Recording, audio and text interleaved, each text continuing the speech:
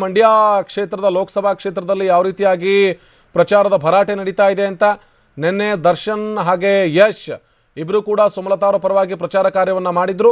ಇವತ್ತು ಕೂಡ ಇಬ್ಬರು ನಟರು ಬೇರೆ ಬೇರೆ ಕ್ಷೇತ್ರಗಳಲ್ಲಿ ಅಂದರೆ ಮಂಡ್ಯ ಲೋಕಸಭಾ ಕ್ಷೇತ್ರದ ಬೇರೆ ಬೇರೆ ಜಾಗಗಳಲ್ಲಿ ಪ್ರಚಾರ ಕಾರ್ಯವನ್ನು ಮಾಡ್ತಾರೆ. ಆ ಪ್ರಚಾರ ಕಾರ್ಯಕ್ಕೆ ಸಂಬಂಧಪಟ್ಟ ಹಾಗೆ ನಟ ಯಶ್ ಅವರ ಪ್ರಚಾರ ಕಾರ್ಯ ಆರಂಭ ಆಗಿದೆ. ಈಗಾಗಲೇ ಬರುವಂಥ ಜನರಿಗೆ ಕೈಯನ್ನು ಕುಲುಕ್ತಾ ಮತಬೇಟೆಯನ್ನು ಶುರು ಮಾಡಿದ್ದಾರೆ ನಟ ಯಶ್. ಎರಡು ಕಡೆಗಳಲ್ಲಿ ನೋಡ್ತಾ ಇದ್ದೀವಿ, ಒಂದು ಕಡೆ ಮಂಡ್ಯ, ಮತ್ತೊಂದು ಕಡೆ ಕೇರಳದ ವಯನಾಡು. ಕೇರಳದ ವಯನಾಡಲ್ಲಿ ರಾಹುಲ್ ಗಾಂಧಿ ನಾಮಪತ್ರವನ್ನು ಸಲ್ಲಿಸುವ ಮೂಲಕ ಅಲ್ಲಿ ಉಮೇದುವಾರಿಕೆಯನ್ನು ಸಲ್ಲಿಸುವ ಮೂಲಕ ಕಾಂಗ್ರೆಸ್ನ ಅಭ್ಯರ್ಥಿಯಾಗಿ ದಕ್ಷಿಣ ಭಾರತದಲ್ಲಿ ಅವರು ತಮ್ಮ ಸ್ಪರ್ಧೆಯನ್ನು ಮಾಡ್ತಾ ಇದ್ದಾರೆ. ಕೇರಳದ ವಯನಾಡಿನಲ್ಲಿ ಇತ್ತ ಸುಮಲತಾ ಪಕ್ಷೇತರ ಅಭ್ಯರ್ಥಿ ಸುಮಲತಾ ಅವರ ಪರವಾಗಿ ಮಂಡ್ಯದಲ್ಲಿ ನಟ ಯಶ್ ಪ್ರಚಾರ ಕಾರ್ಯವನ್ನು ಆರಂಭಿಸಿದ್ದಾರೆ.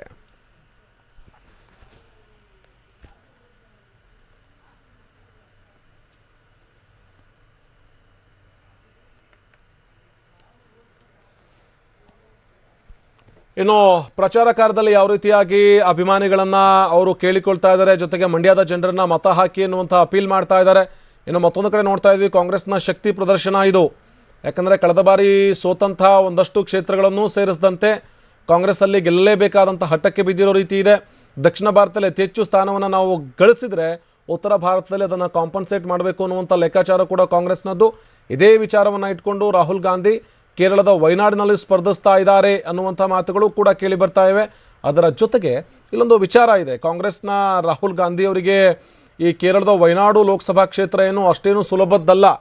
ಅಲ್ಲಿ ಎಡರಂಗದ ಅಭ್ಯರ್ಥಿಯೂ ಕೂಡ ಸ್ಟ್ರಾಂಗ್ ಆಗಿದ್ದಾರೆ. ಇನ್ನು BJPಯಿಂದಲೂ ಕೂಡ ಅಲ್ಲಿ ಅಭ್ಯರ್ಥಿಯನ್ನು ಸ್ಟ್ರಾಂಗ್ ಆದಂಥ ಕಂಟೆಂಡರನ್ನೇ ಕೂಡ ಅಲ್ಲಿ ಹಾಕಿರೋದು. ಈ ಕಾರಣಕ್ಕಾಗಿ ಇಷ್ಟು ದಿನಗಳ ಕಾಲ ಕೇವಲ ಇಬ್ಬರ ಮಧ್ಯೆ ನಡೆಯುವಂಥ ಸೆಣಸಾಟ ಅನ್ನುವಂಥ ಮಾತಿತ್ತು. ಆದರೆ ಇತ್ತೀಚೆಗಷ್ಟೇ ಕೇಳಿ ಬರ್ತಾ ಇರುವಂಥ ಮಾತು, BJPಯಿಂದಲೂ ಕೂಡ ಅಲ್ಲಿ ಅಭ್ಯರ್ಥಿ ಸ್ಟ್ರಾಂಗ್ ಆಗಿದ್ದಾರೆ. ಈ ಕಾರಣಕ್ಕಾಗಿ ತ್ರಿಕೋನ ಸ್ಪರ್ಧೆ ಏರ್ಪಡುವಂಥ ಸಾಧ್ಯತೆ ಎಲ್ಲವೂ ಕೂಡ ಇದೆ ಎನ್ನುವಂಥ ಮಾತಿದೆ. ಹೀಗಾಗಿಯೇ ರಾಹುಲ್ ಗಾಂಧಿ ಕೇರಳದ ವಯನಾಡಿನಿಂದ ಸ್ಪರ್ಧಿಸಿದ್ರೂ ಕೂಡ ಗೆಲುವು ಅಷ್ಟು ಸುಲಭದ ಮಾತಲ್ಲ ಅನ್ನುವಂಥ ವಿಚಾರಗಳು ಕೂಡ ಕೇಳಿ ಬರ್ತಾ ಇವೆ. ಈಗಾಗಲೇ ರಾಹುಲ್ ಗಾಂಧಿ ರೋಡ್ ಶೋವನ್ನು ನಡೆಸೋದಕ್ಕೆ ವೆಹಿಕಲ್ನ ಮೇಲೇರಿ ನಿಂತಿದ್ದಾರೆ. ಅವರ ಪಕ್ಕದಲ್ಲೇ ಪ್ರಿಯಾಂಕಾ ಗಾಂಧಿ ಕೂಡ ಇದ್ದಾರೆ. ಕಾಂಗ್ರೆಸ್ನ ಒಂದಷ್ಟು ನಾಯಕರುಗಳಿದ್ದಾರೆ. ಕೇರಳ ಕಾಂಗ್ರೆಸ್ನ ನಾಯಕರುಗಳು ಜೊತೆಗೆ UDFನ ನಾಯಕರುಗಳು ಎಲ್ಲರೂ ಕೂಡ ಭಾಗಿಯಾಗಿದ್ದಾರೆ. ಇನ್ನೇನು ಕೆಲವೇ ಹೊತ್ತಲ್ಲಿ ರೋಡ್ ಶೋ ನಡೆಯುತ್ತೆ. ರೋಡ್ ಶೋ ಮೂಲಕ ಬರೋಬ್ಬರಿ 2 ಕಿಲೋಮೀಟರ್ ದೂರ ಕ್ರಮಿಸಿ ನಂತರದಲ್ಲಿ ಜಿಲ್ಲಾಧಿಕಾರಿಗಳ ಕಚೇರಿಗೆ ತೆರಳಿ ಅಲ್ಲಿ ತಮ್ಮ ನಾಮಪತ್ರವನ್ನು ಸಲ್ಲಿಸೋರಿದ್ದಾರೆ ರಾಹುಲ್ ಗಾಂಧಿ. ಇದೇ ವಿಚಾರವನ್ನು ಇಟ್ಕೊಂಡು ಇವತ್ತು ಕಾಂಗ್ರೆಸ್ ಶಕ್ತಿ ಪ್ರದರ್ಶನವನ್ನು ಮಾಡಬೇಕು ಅಂತ ಹೇಳಿ ರೋಡ್ ಶೋವನ್ನು ನಡೆಸ್ತಾ ಇದೆ. ಇದು ಕೇರಳದ ವಯನಾಡಿನ ವಿಷಯ. ಆದರೆ ಇತ್ತ ಮಂಡ್ಯದ ವಿಚಾರವನ್ನು ನೋಡ್ತಾ ಹೋದರೆ ಮಂಡ್ಯದಲ್ಲಿ ನಟ ಯಶ್ ಪ್ರಚಾರ ಕಾರ್ಯವನ್ನು ಆರಂಭಿಸಿದ್ದಾರೆ. ಇವತ್ತು ಕೂಡ ಅವರು ಬರ್ತಾರೆ, ಒಂದಷ್ಟು ಹಳ್ಳಿಗಳಿಗೆ ಹೋಗ್ತಾರೆ, ಅಲ್ಲಿ ಸುಮಲತಾ ಅವರ ಪರವಾಗಿ ಪ್ರಚಾರ ಕಾರ್ಯವನ್ನು ಮಾಡ್ತಾರೆ ಎನ್ನುವಂಥ ಮಾಹಿತಿ ಇತ್ತು. ಅದರ ಹಿನ್ನೆಲೆಯಲ್ಲಿಯೇ ತಮ್ಮ ಪ್ರಚಾರ ಕಾರ್ಯವನ್ನು ಸದ್ಯ ಯಶ್ ಶುರು ಮಾಡಿದ್ದಾರೆ. ಮಂಡ್ಯದ ಹಳ್ಳಿಗಳಿಗೆ ಹೋಗಿ ಸುಮಲತಾ ಅವರ ಪರವಾಗಿ ಮತಬೇಟೆಯನ್ನು ಮಾಡೋದಕ್ಕೆ ಶುರು ಮಾಡ್ಕೊಂಡಿದ್ದಾರೆ. ಇನ್ನೊಂದು ವಿಚಾರ, ಇದು ಕೇರಳದ ವಯನಾಡಿನಲ್ಲಿ ನೋಡ್ತಾ ಇದ್ದೀವಿ ಈ ದೃಶ್ಯವನ್ನು. ಕೇರಳದ ವಯನಾಡಿನಲ್ಲಿ ಕಾಂಗ್ರೆಸ್ನ AICC ಅಧ್ಯಕ್ಷ ಅಂದರೆ ಕಾಂಗ್ರೆಸ್ನ AICCಯ ಅಧ್ಯಕ್ಷ ರಾಹುಲ್ ಗಾಂಧಿಯಲ್ಲಿ ನಾಮಪತ್ರವನ್ನು ಸಲ್ಲಿಸ್ತಾರೆ. ನಾಮಪತ್ರ ಸಲ್ಲಿಸೋದಕ್ಕೂ ಮುನ್ನ ಶಕ್ತಿ ಪ್ರದರ್ಶನಕ್ಕೆ ಅಂತ ಹೇಳಿ ರೋಡ್ ಶೋವನ್ನು ಏರ್ಪಡಿಸಲಾಗಿದೆ.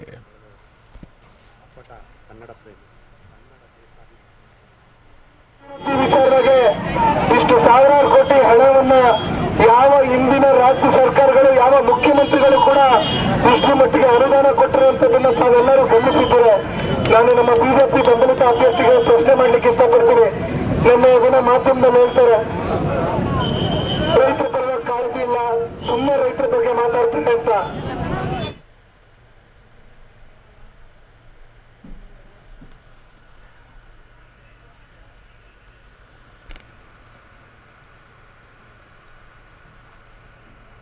ಕೇರಳದ ವಯನಾಡುವಿನ ದೃಶ್ಯ, ಮತ್ತೊಂದು ಕಡೆ ಮಂಡ್ಯದಲ್ಲಿ ಯಾವ ರೀತಿಯಾಗಿ ನಡೀತಾ ಇದೆ ಪ್ರಚಾರ, ಇನ್ನೊಂದು ಕಡೆ ಕಾಂಗ್ರೆಸ್ನ ಬಾವುಟ ವಿಚಾರವೂ ಕೂಡ ಭಾರಿ ನಿಗಿ ಕೆಂಡದಂತಿದೆ. ಬಾವುಟ ಬಳಸಬೇಡಿ, ಬಾವುಟ ಬಳಸಬೇಕು ಅನ್ನೋದಾದರೆ ಪಕ್ಷ ಬಿಟ್ಟು ಹೋಗಿ, ಬಾವುಟ ಬಳಸುವಂಥ ಯಾವುದೇ ಕಾರಣಕ್ಕೂ ಕೂಡ ಕೈ ಹಾಕಬೇಡಿ ಅನ್ನುವಂಥ ಮಾತನ್ನು ಸ್ವತಃ ಕಾಂಗ್ರೆಸ್ನ ಅಧ್ಯಕ್ಷರು ಹೇಳಿದರೂ ಕೂಡ ಬಾವುಟ ಬಳಕೆ ನಿಂತಿಲ್ಲ ಮಂಡ್ಯದಲ್ಲಿ. ಇನ್ನು ಮಂಡ್ಯದಲ್ಲಿ ನಿಖಿಲ್ ಕುಮಾರಸ್ವಾಮಿ ಅವರ ಪ್ರಚಾರವೂ ಕೂಡ ಅಷ್ಟೇ ಜೋರಾಗಿ ನಡೀತಾ ಇದೆ. ಈತ ನಟ ಯಶ್ ಅವರ ಪ್ರಚಾರ ಕಾರ್ಯವೂ ಕೂಡ ಅಷ್ಟೇ ಜೋರಾಗಿ ನಡೀತಾ ಇದೆ. ಕೇರಳದ ವಯನಾಡಿನಲ್ಲಿ ಶಕ್ತಿ ಪ್ರದರ್ಶನಕ್ಕೆ ಅಂತ ಹೇಳಿಯೇ ಅಲ್ಲಿ ರೋಡ್ ಶೋವನ್ನು ಆಯೋಜನೆ ಮಾಡಲಾಗಿದೆ. ಆ ಮೂಲಕ ಕಾಂಗ್ರೆಸ್ ಎಷ್ಟರ ಮಟ್ಟಿಗೆ ಅಲ್ಲಿ ಸಶಕ್ತವಾಗಿದೆ, ಎಷ್ಟರ ಮಟ್ಟಿಗೆ ಅಲ್ಲಿ ಸ್ಟ್ರಾಂಗ್ ಆಗಿದೆ ಕಾಂಗ್ರೆಸ್ ಅನ್ನೋದನ್ನು ಎಡರಂಗದ ಪಕ್ಷಗಳಿಗೆ ಜೊತೆಗೆ BJPಗೆ ತಲುಪಿಸುವಂಥ ಕೆಲಸವನ್ನು ಅಲ್ಲಿ ಕಾಂಗ್ರೆಸ್ ಮಾಡ್ತಾ ಇದೆ. ಅದೇ ವಿಚಾರವನ್ನು ಇಟ್ಕೊಂಡು ಇವತ್ತು ದೊಡ್ಡದಾದಂಥ ರೋಡ್ ಶೋವನ್ನು ಕೂಡ ನಡೆಸೋದಕ್ಕೆ ಸಿದ್ಧತೆ ನಡೀತಾ ಇದೆ. ಅಲ್ಲಿ ಇನ್ನೇನು ಕೆಲವೇ ಹೊತ್ತಿನಲ್ಲಿ ರಾಹುಲ್ ಗಾಂಧಿ ಕೇರಳದ ವಯನಾಡುವಿನಲ್ಲಿ ತಮ್ಮ ಪ್ರಚಾರ ಕಾರ್ಯವನ್ನು, ತಮ್ಮ ಉಮೇದುವಾರಿಕೆ ಸಲ್ಲಿಕೆಯ ರೋಡ್ ಶೋವನ್ನು ಎಲ್ಲವನ್ನು ಕೂಡ ಆರಂಭಿಸ್ತಾರೆ. ಈಗಷ್ಟೇ ಶುರು ಆಗಬೇಕಿದೆ ರೋಡ್ ಶೋ ಮೂಲಕ ಸುಮಾರು 1.5-2 ಕಿಲೋಮೀಟರ್ ದೂರದವರೆಗೂ ಕೂಡ ಕ್ರಮಿಸಿ ತದನಂತರದಲ್ಲಿ ಜಿಲ್ಲಾಧಿಕಾರಿಗಳ ಕಚೇರಿಗೆ ತೆರಳಿ ಅಲ್ಲಿ ನಾಮಪತ್ರವನ್ನು ಸಲ್ಲಿಸ್ತಾರೆ ರಾಹುಲ್ ಗಾಂಧಿ. ಇತ್ತ ಸುಮಲತಾ ಅವರ ಪರವಾಗಿ, ಪಕ್ಷೇತರ ಅಭ್ಯರ್ಥಿಯ ಪರವಾಗಿ ಮಂಡ್ಯದಲ್ಲಿ ನಟ ಯಶ್ ತಮ್ಮ ಪ್ರಚಾರ ಕಾರ್ಯವನ್ನು ಆರಂಭಿಸಿದ್ದಾರೆ. ಇತ್ತ ನಿಖಿಲ್ ಕುಮಾರ್ ಕೂಡ ತಮ್ಮ ಪ್ರಚಾರ ಕಾರ್ಯವನ್ನು ಆರಂಭಿಸಿದ್ದಾರೆ ಮಂಡ್ಯದಲ್ಲಿ.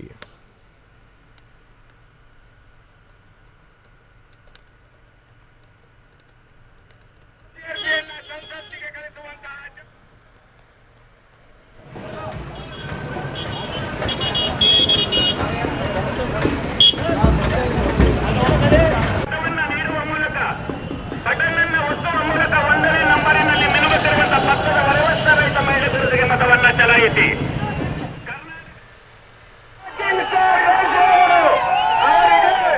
ಕೆನ್ನೂರು ಗ್ರಾಮಸ್ಥರ ಪರವಾಗಿ, ಕೆನ್ನೂರು ಸಮಸ್ತ ಗ್ರಾಮಸ್ಥರ ಪರವಾಗಿ ಆತ್ಮೀಯವಾದಂತಹ ಸ್ವಾಗತವನ್ನ ಕೋರ್ತಾ ಇದ್ದೇನೆ.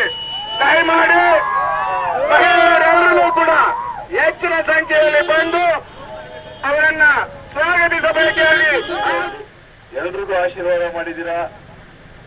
ಒಂದು ಸಲ ಸುಮಲತಾ ಅವ್ರಿಗೊಂದು ಅವಕಾಶ ಮಾಡಿಕೊಡಿ. ಅಂಬರೀಷ್ ಅಣ್ಣನ ಮೇಲಿರೋ ಪ್ರೀತಿ.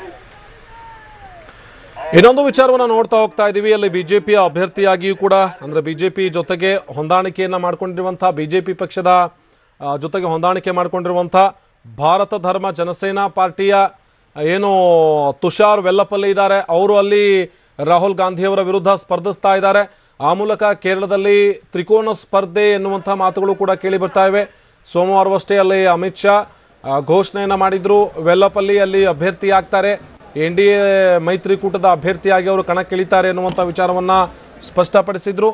ವಯನಾಡಿನಲ್ಲಿ ಕಾಂಗ್ರೆಸ್ ಅಧ್ಯಕ್ಷ ರಾಹುಲ್ ಗಾಂಧಿ ಸ್ಪರ್ಧಿಸಿದ್ರು ಕೂಡ ಗೆಲುವು ಅಥವಾ ಗೆಲುವನ್ನು ಸಾಧಿಸೋದಕ್ಕೆ ಸುಲಭವಾದಂಥ ದಾರಿ ಇಲ್ಲ, ಅಲ್ಲೊಂದಷ್ಟು ಕಠಿಣ ಹಾದಿ ಇದೆ. ಯಾಕಂದರೆ ಕೇರಳದಲ್ಲಿ ಎಡರಂಗ ವರ್ಸಸ್ UDF ಅನ್ನುವಂಥ ಮಾತಿದೆ.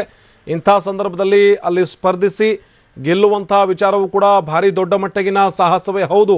ಇಷ್ಟಾದರೂ ಕೂಡ ರಾಹುಲ್ ಗಾಂಧಿ ಕೇರಳದ ವಯನಾಡನ್ನೇ ಆಯ್ಕೆ ಮಾಡಿಕೊಂಡು ಅಲ್ಲಿ ಅವರು ಕಣಕ್ಕಿಳಿಯೋದಕ್ಕೆ ನಿರ್ಧರಿಸಿದರು. ಅದೇ ವಿಚಾರವನ್ನು ಇಟ್ಕೊಂಡು ಇವತ್ತು ರಾಹುಲ್ ಗಾಂಧಿ ಕೇರಳದ ವಯನಾಡಿಗೆ ತೆರಳಿ ತಮ್ಮ ನಾಮಪತ್ರವನ್ನು ಸಲ್ಲಿಸುವುದರ ಸಿದ್ಧತೆಯನ್ನು ಮಾಡಿಕೊಳ್ತಾ ಇದ್ದಾರೆ. ಸಿದ್ಧತೆ ಮಾಡಿಕೊಳ್ಳೋದರ ಜೊತೆಗೆ ಅಲ್ಲಿ ಶಕ್ತಿ ಪ್ರದರ್ಶನವೂ ಕೂಡ ನಡೀತಾ ಇದೆ. ಇನ್ನೊಂದು ಕಡೆ ಮಂಡ್ಯ ಕ್ಷೇತ್ರದಲ್ಲಿ ಯಾವ ರೀತಿಯಾಗಿದೆ ಪ್ರಚಾರದ ಅಬ್ಬರ, ಇದನ್ನು ನೋಡ್ತಾ ಹೋದರೆ ಮಂಡ್ಯದಲ್ಲಿ ಈಗಾಗಲೇ ಜೋಡೆತ್ತುಗಳು ತಮ್ಮ ಪ್ರಚಾರ ಕಾರ್ಯವನ್ನು ಆರಂಭಿಸಿದ್ದಾವೆ. ನಟ ದರ್ಶನ್ ಪ್ರಚಾರವನ್ನು ಆರಂಭಿಸಿದರೆ ಇತ್ತ ಮಂಡ್ಯದಲ್ಲಿ ನಟ ಯಶ್ ತಮ್ಮ ಪ್ರಚಾರ ಕಾರ್ಯವನ್ನು ಆರಂಭಿಸಿದ್ದಾರೆ.